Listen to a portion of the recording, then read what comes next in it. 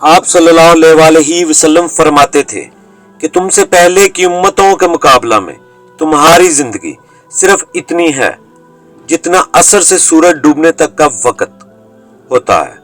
توریت والوں کو توریت دی گئی تو انہوں نے اس پر عمل صبح سے کیا، آدھا دن تک، پھر وہ عاجز آ گئے، کام پورا نہ کر سکے۔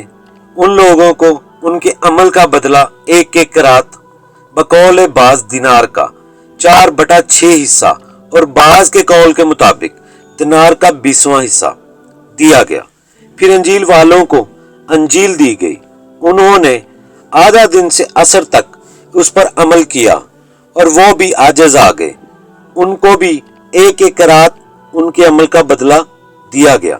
پھر عصر کے وقت ہم کو قرآن ملا، ہم نے اس پر سورج غروب ہونے تک عمل کیا اور کام پورا کر دیا، ہمیں 2 قرات ثواب ملا۔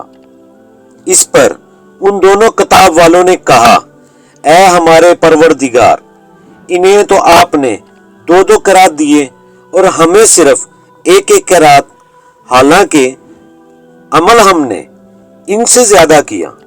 اللہ عز و جل نے فرمایا، تو کیا میں نے اجر دینے میں تم پر کچھ ظلم کیا؟